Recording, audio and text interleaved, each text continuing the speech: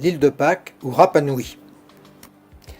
Découverte le jour de Pâques 1722, visitée par Cook en 1770, puis par La Pérouse, dès les premiers récits, elle enflamme l'imagination.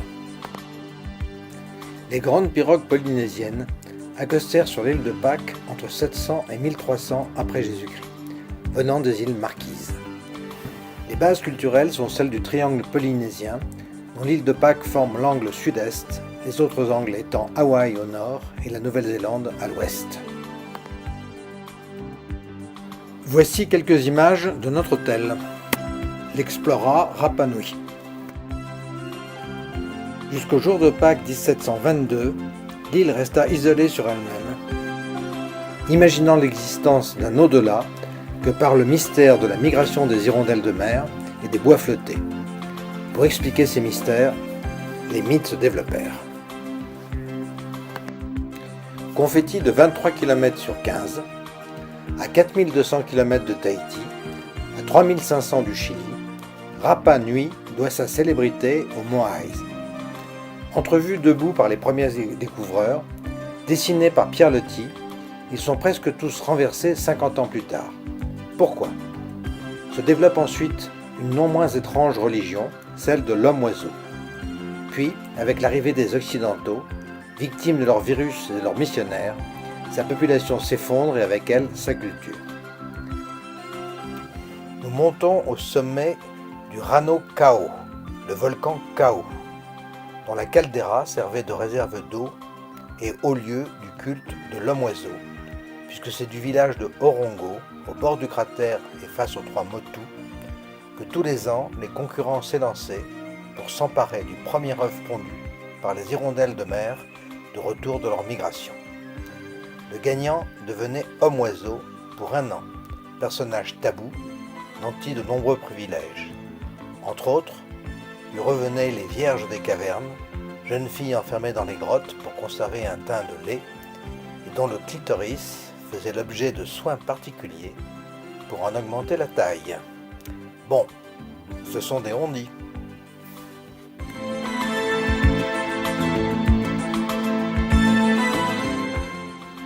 On dit également que dans ce village de Orongo, à la suite de cette compétition, se tenaient de gigantesques banquets orgiaques, riches en chair humaine. Mais qui sait vraiment ?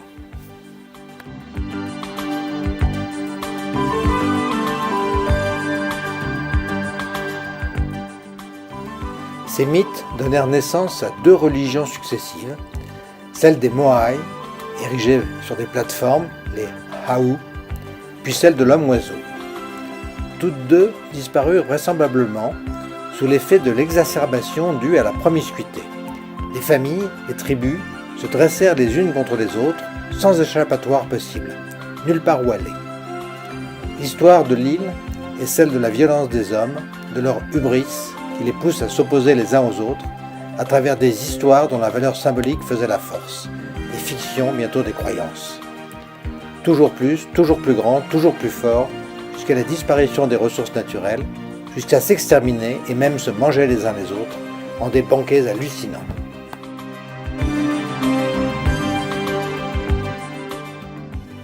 Est-ce une prémonition de notre histoire à venir ? Est-ce ce qui nous attend ?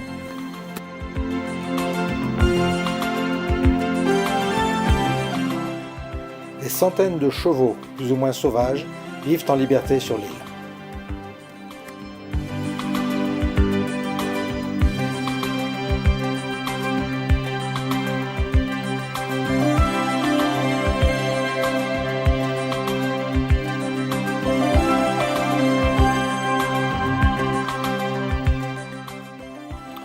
Le long des côtes se succèdent des ahus en ruine. Des centaines de moaïs gisant face contre terre, renversés. Nous allons ainsi parmi les ruines jusqu'à Anakena, la seule plage de l'île, où débarqua, venant des Marquises, le roi mythique Hatu Matua. Mais quand ? Et par la suite, tous les explorateurs, dont le fameux Tal Heyerdahl, celui du Kon-Tiki. Chego no es. My Apollo. Igual suena. The name Kauvai. Play one song, local song, ancestral song. Boruha Kahiyamanu Kahiyamanu Kahiyamanu Tere orang ikite.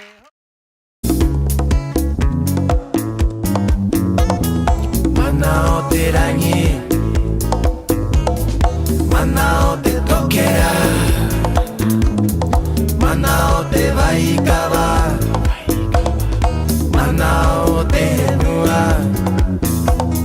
Mana o te tangata. Cette histoire prit fin avec l'arrivée des Européens, porteurs de maladies dévastatrices, et des missionnaires, porteurs d'idées, elles aussi dévastatrices. Et enfin, les marchands d'esclaves. Vers 1870, les habitants restants et les missionnaires se réfugièrent à Tahiti, où un quartier porte toujours leur nom, Rapa Nui. Mais ce peuple cherche aujourd'hui à renaître, assoiffé d'une identité qu'il cherche à reconstruire.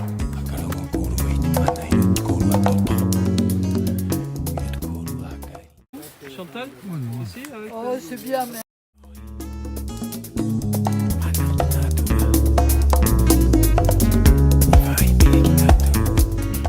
Au début du XXe siècle, l'île fut concédée à une société privée pour y élever des moutons, tandis que les derniers habitants étaient parqués derrière de hauts murs à Rangaroa, histoire sordide, généralement passée sous silence.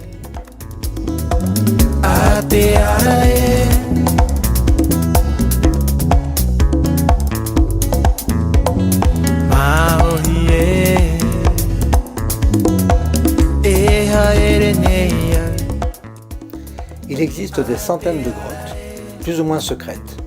Ce sont des tunnels de lave refroidie, des lavatubes. Elles jouent un grand rôle dans les légendes.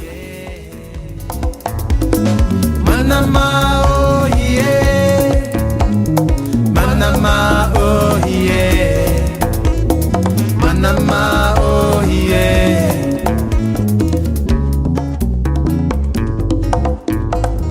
Manama. Moi pas. Oh, et puis alors on est accueillis. Oh. Bien fait. On fait comme ça. Bravo, allez. Eh, comme ça. Comme ça. Voilà. Voilà. Génial. Nous voici au sommet du volcan qui servait de carrière, le Rano Raraku, le lieu d'extraction des Moai. Les Moai personnifiaient l'esprit des ancêtres, leur mana. Ébauchés dans la carrière, ils étaient transportés ensuite sur parfois une dizaine de kilomètres. Les finitions se faisaient sur place. Ils étaient placés dos à la mer, sur une plateforme, le Aou. Des huttes leur faisaient face, de sorte que les habitants les avaient devant eux en sortant. Les routes de Moai desservaient les principaux Aou, aujourd'hui jonchés de Moai brisés, face contre terre. Ils ont été abandonnés là, on ne sait pas vraiment pourquoi. Peut-être un faux pas. Les Aou étaient à la fois des plateformes pour recevoir les Moai, des lieux de sacrifice, de banquets et de sépulture. Les tribus se sont livrées à de féroces compétitions, leur prestige étant lié à la taille de leurs Aou et au nombre et à la taille de leurs Moai, jusqu'à l'épuisement de leurs ressources et de leurs forces, jusqu'à l'extinction du culte des Moai, bientôt remplacé par une autre forme de compétition, le culte de l'homme-oiseau. Déjà évoqué.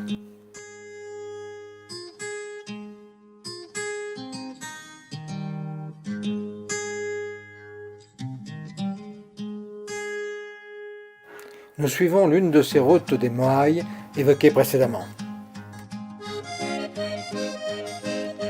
qui nous amène à l'Aou Tongariki, celui des 15 Moai, le plus grand.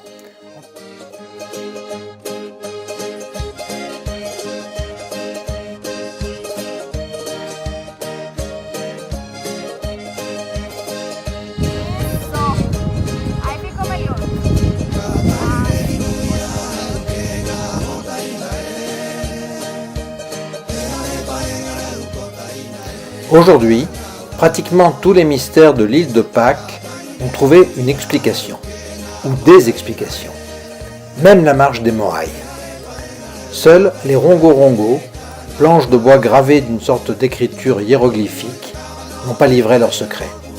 Si tant est qu'il y en ait un, ce dont je doute.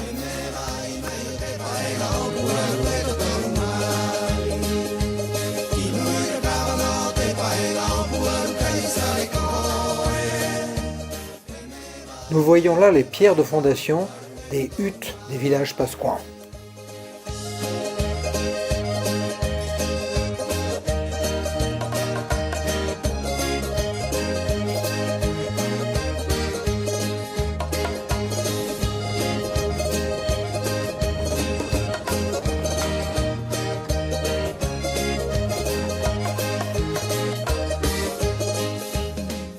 Le village de Hangaroa, capitale de l'île.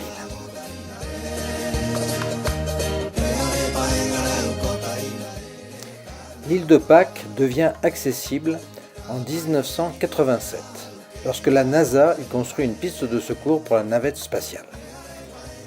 Les gros porteurs peuvent désormais se poser à Hangaroa. Aujourd'hui, le tourisme est pratiquement la seule source de revenus et la plus grande menace. La population s'accroît. Elle produit, à partir d'anciens mythes, de nouvelles formes culturelles, dont le festival du mois de février est l'expression. Elle veut vivre, malgré un exotisme parfois de pacotille.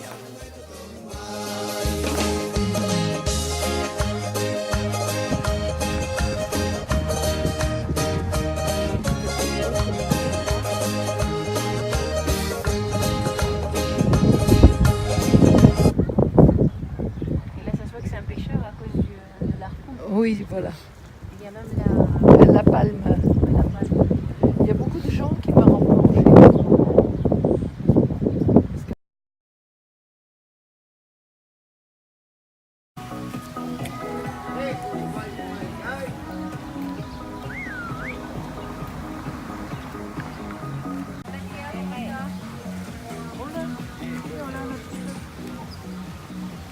Oui, les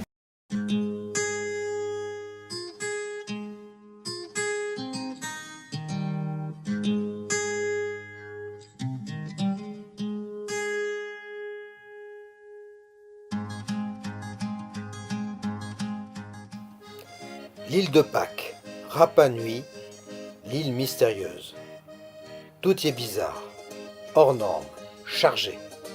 Une terre basaltique qui n'est ni plaine ni montagne, ni verte ni rousse, pratiquement inaccessible par la mer, ses grottes partout présentes, et les gens, aussi surprenants que ce prêtre emplumé qui dit la messe sous un Christ que domine l'homme-oiseau, à côté d'une vierge dont le manteau porte en motif le symbole du dieu animiste Makemake.